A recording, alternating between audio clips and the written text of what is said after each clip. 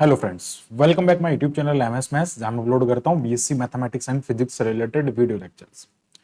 So in this video I will explain the phase 2 method, that is the very important method to solve the LPP. and थोड़ा long भी हो सकता है ये method, क्योंकि इसमें आपको दो फेज में काम करना होता है. ओके, सो हम यहाँ पे स्टार्ट कर रहे हैं इस क्वेश्चन को करने की. यही क्वेश्चन हमने हमारे प्रीवियस वीडियो में बिग एम मेथड से किया था, जिसका लिंक आपको यहाँ पे मिल जाएगा. आप आई टैब पे भी क्लिक करके देख सकते हैं और आपको डिस्क्रिप्शन में भी उसका लिंक मिल जाएगा. सो बात करते हैं यहाँ पे फेज 2 मेथड की. अब देखो, फेज 2 मेथड होता क्या है समझने की कोशिश करेंगे, लेकिन इससे पहले आपको थोड़ा सिंप्लेक्स मेथड जो है उसका कॉन्सेप्ट क्लियर होना चाहिए. तो अगर आपको क्लियर नहीं है तो आप वो वीडियो भी यहाँ आई टैब पे क्लिक करके देख सकते हैं. अदरवाइज इस कॉन्सेप्ट को, इस मेथड को आप समझ नहीं पाएंगे. ठीक है, सो अगर आपका क्लियर है तो हम आगे बढ़ते हैं कि फेज 2 मेथड क्या होता है. तो सबसे पहले तो जैसा कि हमको पता है कि भाई एलपीपी में सिंप्लेक्स मेथड से सॉल्व करने के लिए जो ऑब्जेक्ट फंक्शन होता है वो मैक्सिमम होना चाहिए.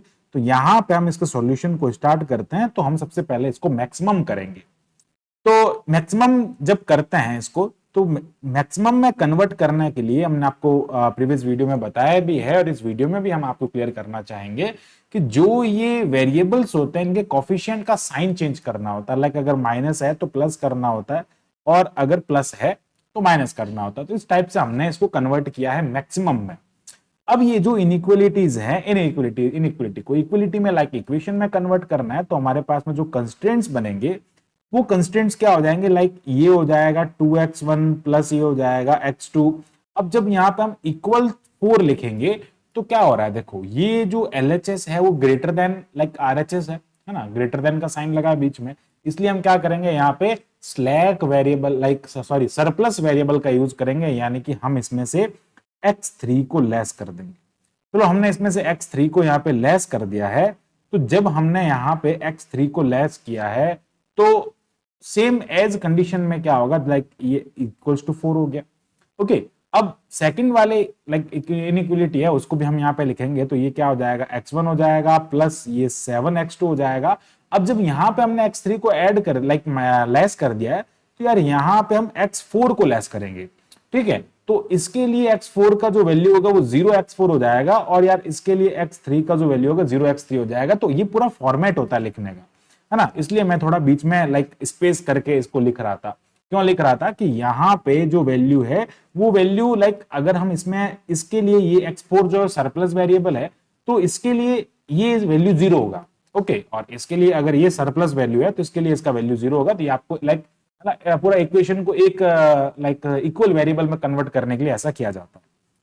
अब जब मैं इसका मैट्रिक्स बनाऊंगा तो वो मैट्रिक्स बनेगा 2 1 -1 एंड 0, एंड देन ये हो जाएगा 1 7 0 एंड -1, यानी कि हमने इसके कोफिशिएंट का मैट्रिक्स बनाया. बट यहां पे एक चीज रॉन्ग हो रही है, और वो ये हो रहा है कि भाई इस मैट्रिक्स में हमको कहीं आइडेंटिटी नहीं दिख रहा है. जहां पे हमको आइडेंटिटी दिखना चाहिए था सरप्लस या स्लैक वेरिएबल ऐड करने पे, जनरली सिंप्लेक्स मेथड का कॉन्सेप्ट होता है, but there is no identity formed. So how can we form the identity? To form an identity, we add the artificial variable. अब यहाँ पे देखो ये एग्जाम में क्वेश्चन भी पूछा जाता है कि आर्टिफिशियल वेरिएबल कब ऐड करते हैं, क्यों करते हैं, आर्टिफिशियल वेरिएबल क्या होता है. तो जब यहाँ पे लाइक आइडेंटिटी नहीं बन रहा है उस कंडीशन में हम क्या करते हैं, आर्टिफिशियल वेरिएबल को ऐड करते हैं. क्यों करते हैं, आइडेंटिटी बनाने के लिए करते हैं. ठीक है, अब आइडेंटिटी बनाने के लिए मैं क्या करूंगा, इसमें स्लैक वेरिएबल ऐड करूंगा. सरप्लस तो हमने लेस कर दिया था इनइक्वलिटी को कन्वर्ट करने के लिए इक्वेशन में, बट यहां पे हम इसमें स्लैक वेरिएबल ऐड करेंगे, और वो स्लैक वेरिएबल इसके लिए हो जाएगा x5, और इसके लिए जो स्लैक वेरिएबल हो जाएगा वो हो जाएगा x6. अब आइडेंटिटी कैसे बनता है, 1 0 0 1 बनता है. तो ऊपर वाले इक्वेशन में ये क्या होना चाहिए, 1 होना चाहिए. यहाँ पे क्या आ जाएगा, 0x6 हो जाएगा. नीचे यहाँ क्या होना चाहिए, 0 1 होना चाहिए. यहाँ 1 हो गया, तो यहाँ पे क्या हो जाएगा, ये 0x5 हो जाएगा, और ये हो जाएगा 4, और ये हो जाएगा 7. तो इस टाइप से क्या करना है, आपको पूरा कॉन्सेप्ट को समझना है कि यहाँ पे जो इक्वेशन है इसको हमने कैसे चेंज किया. तो यहाँ पे आप आगे लिख सकते हैं where, like where x5 and x6 are artificial variable. ये इसके लिए क्या होंगे, आर्टिफिशियल वेरिएबल होंगे. अब जब आर्टिफिशियल वेरिएबल आता है तो आपको करना है, देखो यहां तक हम सेम मेथड, सेम वही काम कर रहे हैं जो हमने बिग एम मेथड में किया था, बस जो टेबल होता है ना उस टेबल में आपको थोड़ा सा चेंज करना होता है. अब अगर मैं इस मैट्रिक्स की बात करता हूं तो यहाँ पे जो आइडेंटिटी बन रहा है लाइक यहाँ बन जाएगा 1001 हो जाएगा, ये आइडेंटिटी बनेगा। अब अगर मैं इस वाले लाइन को अल्फा 1 वेक्टर कह देता हूं, this is alpha 2, alpha 3, alpha 4, alpha 5 and alpha 6। सो यहां पे ये जो मैट्रिक्स बन रहा है, ये मैट्रिक्स किससे फॉर्म हो रहा है? Alpha 1, alpha 2, alpha 3, alpha 4, alpha 5, alpha 6, इसके बेसिक सॉल्यूशंस हो जाएंगे, लाइक बेसिक वेक्टर कह सकते हैं अपन इसको, ठीक है। अब इनमें से यहां पे क्या हो रहा है? अल्फा 5 एंड अल्फा 6 जो हो रहा है वो आइडेंटिटी फॉर्म कर रहा है। भाई इसी से तो आइडेंटिटी बन रहा है ना, आप देख सकते हैं यहाँ पे इससे आइडेंटिटी बन रहा है, इसलिए हम क्या करेंगे? टेबल में सिर्फ इसको लिखेंगे। चलो, अब जब हमने यार आर्टिफिशियल वेरिएबल ऐड किया है, तो artificial variable and surplus variable जो हमने ऐड किया, तो उससे हमारा जेड भी तो चेंज होगा यार। तो जो जेड चेंज होगा उसको मैं कह देता हूं जेड डैश, उसको हमने क्या कह दिया? Z dash. अब वो जो जेड डैश है उसका वैल्यू क्या हो जाएगा? वो उस जेड डैश का वैल्यू आएगा आपके पास में -x1 माइनस ऑफ x2, ठीक है। ये आ जाएगा आपके पास में यहाँ पे 0x3 प्लस ये हो जाएगा 0x4। ये किसके लिए थ्रू आया? ये आया सरप्लस वेरिएबल जो हमने यहां तक काम किया था उसके लिए। बट जब यार हम आर्टिफिशियल वेरिएबल यहां पे ऐड करते हैं, तो उस कंडीशन में मैं आपको याद दिलाना चाहूंगा, बिग एम मेथड में हम क्या करते हैं? बिग एम मेथड में हम वहां पे -m उसमें ऐड करते हैं, लेकिन यहां पे आपको m का वैल्यू 1 लेना है। यही टू फेज मेथड है। टू फेज मेथड में आपको m का वैल्यू पुट करना, और वो क्या होता है? m का वैल्यू 1 होता है। तो उसको समझना है। ये जेड डैश बन गया। अब जेड डैश के साथ में हमको क्या करना है? There is know like artificial variable. अब इस जेड को हम आर्टिफिशियल क्या लिखेंगे? For artificial variable, like for artificial variable. अब आर्टिफिशियल वेरिएबल के लिए हम क्या करेंगे? इसको जेड स्टार में कन्वर्ट करेंगे। अब जब जेड स्टार में कन्वर्ट करेंगे, ये कैसे कन्वर्ट होगा? जेड स्टार में कन्वर्ट करने के लिए जब भी है ना, ध्यान रखो, जब भी आर्टिफिशियल वेरिएबल के लिए कन्वर्ट करते हैं, बाकी सारे कॉस्ट उसके लिए जीरो हो जाते हैं। यानी कि यहां पे जो ये 1 1 भी दिख रहा है ना, -1 ये भी जीरो हो जाएगा, ये भी जीरो हो जाएगा। तो एक चीज ध्यान रखना, इसके लिए जो वैल्यू आएगा वो क्या आ जाएगा? 0x1, 0x2, 0x3, 0x4 and artificial variable कौन है यहाँ पे? x5 and x6। तो उसके लिए आपको लिखना है -x5 एंड -1x6। तो जो जहां पे हम m का यूज कर रहे थे, वहां पे आपको -1 का यूज करना है। ये होता है टू फेज मेथड। अब हम इस z का यूज करेंगे, और जब लास्ट में हम क्या करेंगे? इस z डैश का यूज करेंगे। इसको हम w कहेंगे, ठीक है। इसको हम क्या कहेंगे? w कहेंगे। वो जब लास्ट में काम करेंगे उस टाइम पे हम सीखेंगे, इसको हमने w भी कहना है, ठीक है। आगे देखेंगे, आगे नेक्स्ट स्टेप में। तो ये हमारे पास में लाइक इक्वेशन है, ये वेक्टर्स हैं। इन वेक्टर्स को हमको बेसिक वेक्टर्स में रखना है। तो ये हमारा टेबल होता है। अब इस टेबल में क्या करना है आपको? लाइक जो सीजे है उसको पुट करना है। तो सीजे क्या पुट करोगे? सीजे पुट करना है आपको ये वाली वैल्यूज, जो ये यहाँ पे हमने जेड स्टार के लिए जो लिखा है ना, तो ये हो जाएगा 0, ये 0 हो जाएगा, ये भी 0 हो जाएगा, देन ये हो जाएगा -1 एंड -1। तो ये आपको यहां पे काम करना है। और यहां पे ये जो काम कर रहे हैं ना, वो हम किसके लिए कर रहे हैं? ये काम हम कर रहे हैं फेज फर्स्ट और टेबल 1। फेज फर्स्ट में हमने ये टेबल 1 के लिए काम किया। अभी हमारा फेज फर्स्ट चल रहा है। फेज फर्स्ट में हम इस वाले का यूज लेंगे, ठीक है। अब वही काम करना है जो हम सिंप्लेक्स में करते थे। अब यहाँ पे आइडेंटिटी कौन बना रहा है यार? अल्फा 5 एंड अल्फा 6 बना रहा है। तो यहाँ पे क्या आ जाएगा? यहाँ पे जो लाइक बेसिक वेक्टर्स आएंगे वो अल्फा 5 आ जाएगा, अल्फा 6 आ जाएगा, है ना। अल्फा 5 एंड अल्फा 6 आ जाएगा। यहाँ पे क्या आ जाएगा? x5 हो जाएगा, यहाँ पे x6 हो जाएगा, ठीक है। रिक्वायरमेंट वेक्टर जो आपके पास में क्या है? 4 एंड 7 है, यानी कि जो राइट हैंड साइड में लिखा होता है, ठीक है। और इनके कॉरस्पॉन्डिंग वैल्यू, अगर मैं यहाँ पे अल्फा 1, अल्फा 5 या x5 की वैल्यू की बात करता हूं, तो x5 की वैल्यू क्या मिल रही है मुझे? -1 है, और x6 की वैल्यू -1 है। जहां पे हम -m लिखते थे, वहां हम -1 लिख देंगे। बड़ा सिंपल सा कॉन्सेप्ट है। अब क्या करेंगे? इस वाली मैट्रिक्स को, ये जो पूरी मैट्रिक्स आप देख रहे हैं ना, इस वाली मैट्रिक्स को हम यहाँ पे इंसर्ट कर देंगे। यानी कि x1 कह दो, x2 कह दो, यहाँ पे y1 भी लिख सकते, कोई नहीं, आप x1 भी लिख दो। चलो यहाँ पे मैं x1 लिख देता हूँ, है ना। y1 भी लिख सकते हैं, उससे कोई फर्क नहीं पड़ता है खास ऐसा, ठीक है। तो यहाँ पे मैं क्या करता हूँ यार? y1 लिख देता हूँ। चलो सबके लिए यहाँ पे लिख देता हूँ y1, ये हो जाएगा y2, y3, y4, y5, y6। Generally book में है ना y1 लिखा है, इसलिए हम y1 लिख देते हैं ताकि कंफ्यूजन नहीं होगा। अब उस मैट्रिक्स को अगर मैं यहाँ लिखूंगा तो यार वो हो जाएगा 2 1 1 7 -1 0 0 -1 एंड 1 0 0 1। अब ये जो वैल्यू है वो हमने यहां से लिखे है ना, ये वाली जो मैट्रिक्स हमने इसकी कॉफिशिएंट बनाई है, उन कॉफिशिएंट की वैल्यू को हमने यहाँ रखा है। अब क्या करना है, आपको जेड फाइंड करना है। जेड कैसे फाइंड करते हैं, इस वाली वैल्यू को इससे मल्टीप्लाई करो, इस वाली वैल्यू को इससे मल्टीप्लाई करो और दोनों को ऐड कर दो। तो यार आज हम जेड फाइंड करेंगे तो ये क्या हो जाएगा, -2 -1 हो जाएगा। तो यार ये आ जाएगा आपके पास में -3 हो जाएगा। फिर क्या करना है आपको, यहाँ पे इसका वैल्यू की बात करते हैं तो -1 -7, तो ये हो जाएगा -8। ये आ जाएगा आपके पास में आना, ये -1 है, ठीक है, ये वाले वैल्यू है ना -1 है, दिस इज नॉट 7। तो ये 7 जैसा दिख रहा होगा बट ये -1 है। तो -1 +1 हो जाएगा, तो यार ये वैल्यू +1 आ जाएगा, बाकी 0 हो जाएगा। तो इसके लिए अगेन ये +1 हो जाएगा, है ना, यहाँ पे ये -1 हो जाएगा और यहाँ पे ये -1 हो जाएगा। अब जब यहाँ पे हमको क्या करना है, ZJ-CJ करना है। जब ZJ-CJ करेंगे, इसमें से है ना -3 में 0 को लेस करेंगे तो -3 मिलेगा, यहाँ पे आपको -8 मिल जाएगा। इधर 1 में 0 को लेस करेंगे तो आपको 1 मिल जाएगा, यहाँ पे भी 1 मिल जाएगा, और -1 में से -1 गया 0 हो जाएगा और ये 0 हो जाएगा। अब देखो यहाँ पे आर्टिफिशियल वेरिएबल ये है और आर्टिफिशियल वेरिएबल से रिलेटेड वैल्यू आपको 0 0 मिले, उससे हमको कोई मतलब नहीं है। बात हमको यहाँ पे ये करना है कि एंटरिंग वेक्टर कौन होगा, डिपार्चिंग वेक्टर कौन होगा, ये हमको देखना। तो मोस्ट नेगेटिव आपको चूज करना है। तो यार ये वाला टर्म जो है वो कैसा है, मोस्ट नेगेटिव है, तो ये क्या हो जाएगा, इसके लिए एंटरिंग हो जाएगा। तो यहां से जो एंटरिंग वेक्टर की अगर मैं बात करता हूं तो एंटरिंग वेक्टर क्या हो जाएगा, α2 इसका एंटरिंग वेक्टर हो जाएगा, क्योंकि y2 आ रहा है और y2 से रिलेटेड जो वेक्टर होगा वो α2 होगा। ठीक है, अब हमको क्या देखना है, डिपार्चिंग देखना है। तो यार जब भी हम डिपार्चिंग देखते हैं तो क्या करते हैं, रेशियो लेते हैं, और रेशियो कैसा लेते हैं, मिनिमम रेशियो लेते हैं। तो जो यहां पे मैं बताना चाहूंगा, जो एंटरिंग वेक्टर है वो वाली जो रो होती है उस रो को हम क्या कहते हैं, की रो कहते हैं। तो यार ये जो पूरी रो, सॉरी कॉलम, नॉट रो, जो कॉलम है ना यहाँ पे, इस कॉलम को हम कहते हैं की कॉलम। अच्छा, ये हमको की कॉलम मिला है। अब हम बात करते हैं रो के बारे में। तो यार की रो कौन सी होगी, तो वो हमको मिलेगी मिनिमम रेशियो से।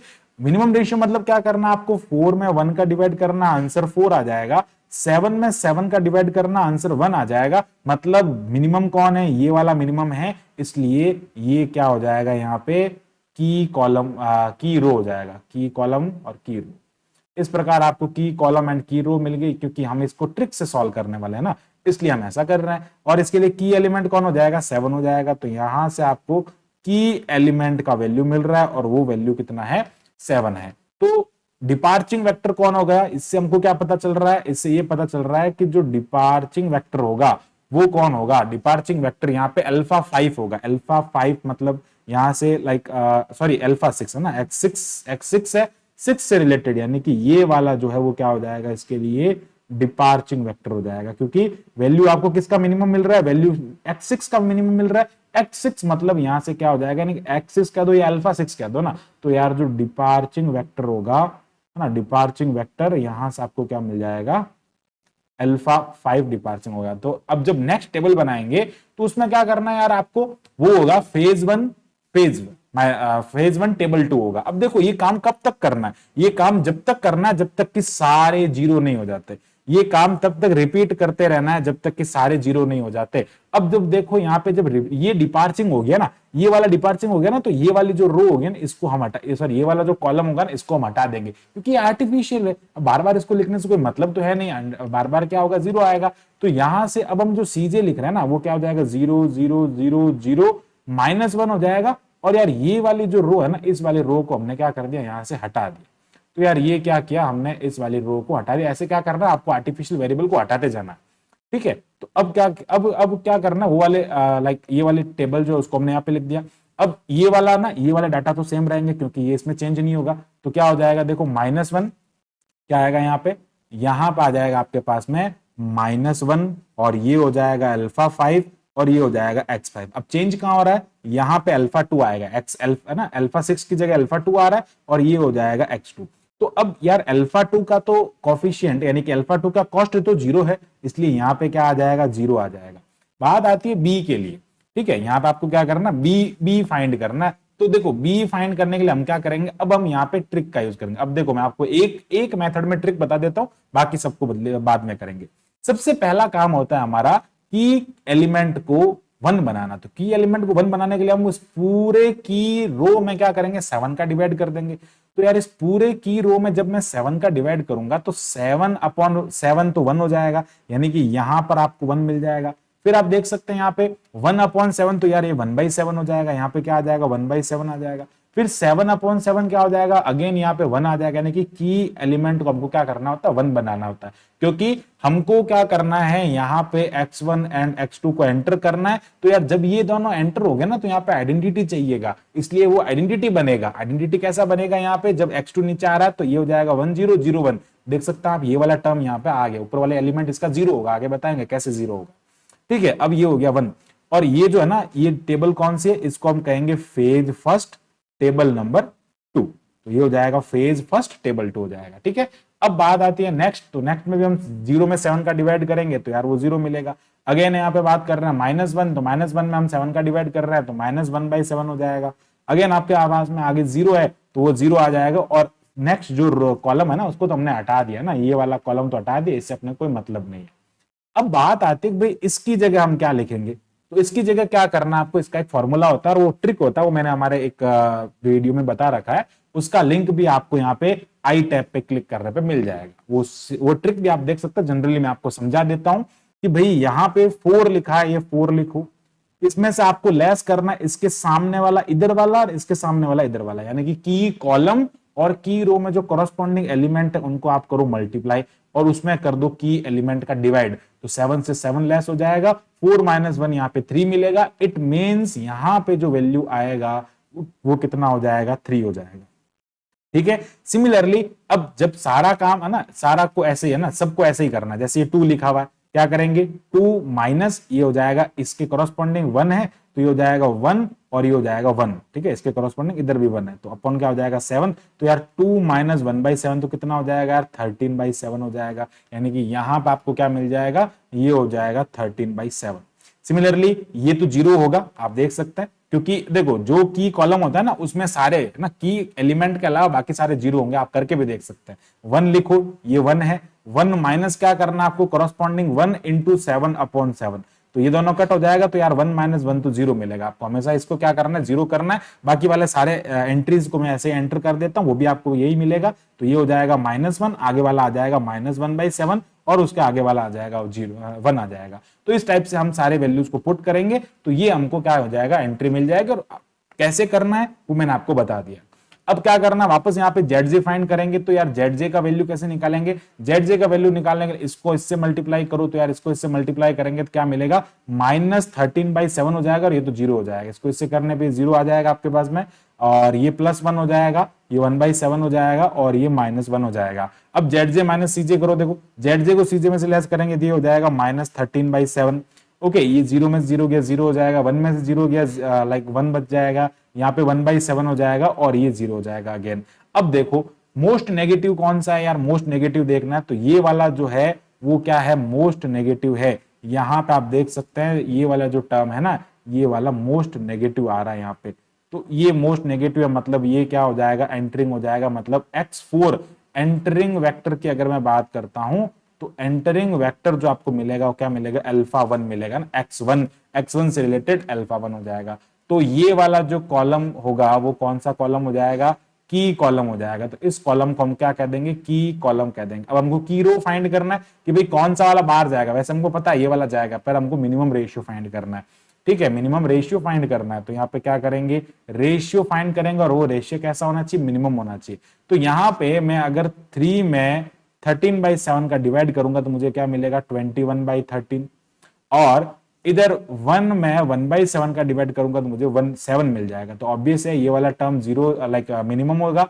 तो यहाँ पे ये वाला जो रो हो जाएगा क्या हो जाएगा, यहाँ पे की रो हो जाएगा। जब ये की रो है तो भैया हम यहाँ से बिल्कुल इजीली बता सकते हैं की एलिमेंट। तो यार जो की एलिमेंट है ना वो क्या आ जाएगा, 13/7 आ जाएगा। मैंने आपको कहा था ये काम तब तक करना है जब तक कि ये पूरा 0 नहीं हो जाता। ठीक है, अब हम क्या करेंगे, इसको लाइक वही काम करना है, यानी यहां से क्या करेंगे ना, एंटरिंग कौन होगा, सॉरी डिपार्चिंग कौन होगा, ये वाला डिपार्चिंग हो जाएगा। लाइक डिपार्चिंग कौन हो जाएगा, डिपार्चिंग वेक्टर आपको यहाँ पे α5 मिल जाएगा। तो α5 डिपार्चिंग है। अब वही काम करना है आपको, सारा काम सेम करना है है ना। अब हम बात करेंगे फेज, अभी भी हमारा फेज नंबर 1 चल रहा है, अभी भी क्या चल रहा है, फेज फर्स्ट चल रहा है ना, फर्स्ट फेज। अब हम बात कर रहे हैं टेबल नंबर 3 के बारे में। तो जनरली 3 तक आपके सारे 0 हो जाते हैं, ठीक है। अब सीजे जो है, अब क्या करेंगे हम, इस वाले कॉलम को हटा देंगे। तो यार यहां से इस वाले कॉलम को हटा देंगे तो क्या करेंगे, लास्ट वाले 2 कॉलम है उनको हम हटा देते हैं। तो यार ये लास्ट वाले दोनों कॉलम को हमने यहां से रिमूव कर दिया, तो ये इस टाइप से रिमूव हो जाएंगे। तो ये यहां से रिमूव कर दिए तो मतलब हमारे पास में एंट्रीज क्या आएगी, 0 0 0 0, यही बचेगा। अब जब इसमें वैल्यूज पुट करेंगे तो भैया यहां से वैल्यूज क्या क्या रखना अपने को, यहाँ पे देखो नीचे वाला तो सेम रहेगा, इसमें कोई चेंज नहीं होगा। तो 0 अल्फा 2 x2, तो ये हो जाएगा 0, ये हो जाएगा अल्फा 2, ये हो जाएगा x2। अब बात आती है यहाँ पे, तो इसकी जगह अल्फा 5 की जगह क्या आ जाएगा, अल्फा 1 आ जाएगा। तो यार ये हो जाएगा अल्फा 1, ये हो जाएगा x1। अब इनसे रिलेटेड x1 का कॉस्ट कितना है, 0 है, तो वो हो जाएगा 0। अब यहाँ पे b की वैल्यू पुट करना है ना, तो की एलिमेंट को क्या करना है, ये वाला की एलिमेंट है, इसको आपको 1 बनाना है, मतलब 13/7 का सब में डिवाइड करना है। 13/7 का डिवाइड करना है मतलब 7/13 का सब में मल्टीप्लाई करना है। तो यार यहाँ पे सब में अगर मैं 7/13 का मल्टीप्लाई करूंगा तो मुझे यहाँ पे मिलेगा 21/13, यानी कि जब मैंने 3 को 7/13 से मल्टीप्लाई किया तो 21/13 हो गया। यहाँ पे 1 हो जाएगा, यहाँ पे 0 आ जाएगा, यहाँ पे 7/13 -7/13 होगा, और यहाँ पे 1/13 आ जाएगा। आप सब में डिवाइड करके देख सकते हैं। ओके, आगे क्या करना है आपको यहाँ पे, है ना, ये वाला नहीं लेना ना, ये वाला नहीं लेना है क्योंकि हमने इसको हटा दिया भैया। अब आगे बात करते हैं, नेक्स्ट आपको क्या करना है, यहाँ पे जब हम इसको सिंप्लीफाई करेंगे तो ये आ जाएगा लाइक यहाँ पे सही है। तो ये 13/7 हो गया। अब हम क्या करेंगे, इसको आगे सिंप्लीफाई करेंगे, तो ये यहाँ पे डिवाइड करने पे आ गया, ये -1 में आ गया, ये यहाँ पे जो आपको मिलेगा ना वो +7 -7, ठीक है, तो प्रॉब्लम नहीं है इसमें। आगे बढ़ते हैं, अब यहाँ पे जो वैल्यूज आपको मिल रही है उसका क्या करना है, नेक्स्ट जो है सेकंड वैल्यू को कैसे फाइंड करते हैं, मैंने आपको बताया 1 लेना है। 1 में से क्या करना है, इसका कॉरस्पॉन्डिंग एलिमेंट लेना की कॉलम का, की रो का, फिर उसके कॉरस्पॉन्डिंग ये हो जाएगा 1/7, उसमें क्या करना 13/7 का डिवाइड करना। तो यार ये क्या मिल जाएगा आपको, 0 मिल जाएगा। सिंप्लीफाई करके देख सकते हैं, माइनस ये हो जाएगा इधर, ये 7 और 7, ये जब ऊपर लाइक इसको सिंप्लीफाई करेंगे तो ये मिल जाएगा आपको 3/7, नीचे हो जाएगा ये 13/7, और 7 से 7 कट हो जाएगा, ठीक है, और ये हो जाएगा 3/13। तो आई थिंक यहाँ पे वैल्यू इसका 0 आना चाहिए। 1/7 से हम इसको मल्टीप्लाई करेंगे, लाइक डिवाइड हमको क्या करना, 13/7 का करना ना, मतलब ट्रिक आप वही यूज ले सकते हैं, कुछ नहीं करना एक्चुअली। जो यहाँ पे 1 लिखा है ना, हाँ इसकी जगह 10/13 आ जाएगा, जो इसका वैल्यू है इसकी जगह 10/13 आएगा ना भाई। यहाँ पे हम इसकी बात कर रहे हैं, ये हमको निकालना है ना, हाँ सही है। 1 माइनस करेंगे तो ये देखो 1 माइनस किया हमने 3 इंटू ये हो जाएगा 1/7 और अपॉन यहाँ पे हो जाएगा 13/7। तो यार इसका वैल्यू 10/13 आ जाएगा। तो 10/13 को हमको यहाँ लिखना है, तो यार ये हो जाएगा 10/13। अब बात आती है नेक्स्ट, ये तो की एलिमेंट है तो ये तो 1 होगा, लाइक ये वाला की एलिमेंट है ना, सॉरी की रो है, तो की रो का ये वाला एलिमेंट तो 0 होगा, करके देख सकते हैं आप यहाँ पे। तो इस वाले को तो हम डायरेक्ट 0 रख देंगे, और क्या हो जाएगा, यहाँ पे 1 है तो 1 को तो 1 ही रखना है ना, 1 को तो 1 ही रखना। मतलब जब आप इसको सिंप्लीफाई करोगे तो भैया 1 लिखोगे, 1 में से क्या करोगे, उसके कॉरस्पॉन्डिंग 0 करोगे, उसके कॉरस्पॉन्डिंग इधर 1/7 है 1/7 करोगे, अपॉन क्या करोगे 13/7, ये तो टर्म पूरा 0 हो जाएगा, मतलब अल्टीमेटली आपको तो 1 ही मिलेगा। और नेक्स्ट वाले इसको सॉल्व करने पे 0 है और उधर आपको मिल रहा है, मतलब ये 1/13 मिल जाएगा। नेक्स्ट एंट्री आपको 1/13 मिलेगी, और उसकी नेक्स्ट एंट्री आपको ये हो जाएगा -2/13। अब जब आप इसको सिंप्लीफाई करेंगे, यहां से ZJ फाइंड करेंगे, तो यार वो जो ZJ मिलेगा आपको 0 हो जाएगा, ये ZJ भी 0 हो जाएगा ना, सबकी वैल्यू 0 मिल रही है और सबको 0 0 में से निकाल रहा है, मतलब यहाँ पे CJ माइनस ZJ 0 मिल रहा है।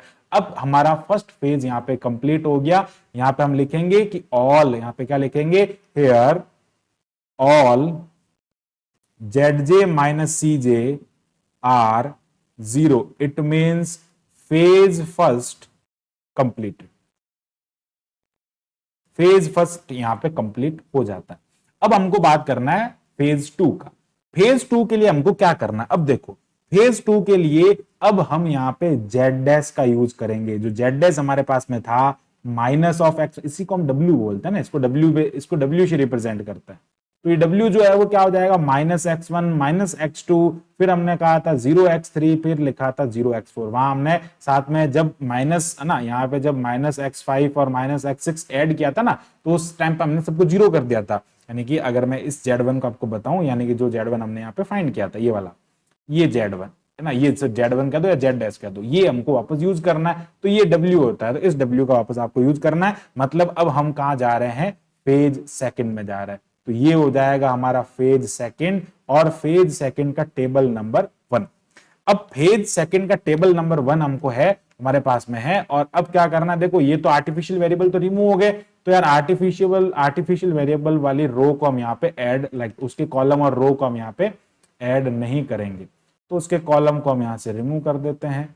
तो हमको क्या चाहिए, सीजे चाहिए। तो सीजे क्या होगा, अब देखो इसके इसके करस्पॉन्डिंग ये ना कॉस्ट, इसको लिखेंगे तो क्या हो जाएगा -1 -1 0 एंड 0 हो जाएगा। फिर क्या करना है आपको, वैल्यूज ऊपर से पुट करना है। मतलब अब इसमें कोई चेंज नहीं होगा। देखो यहाँ पे आइडेंटिटी भी बन गया, सारा कुछ हो गया।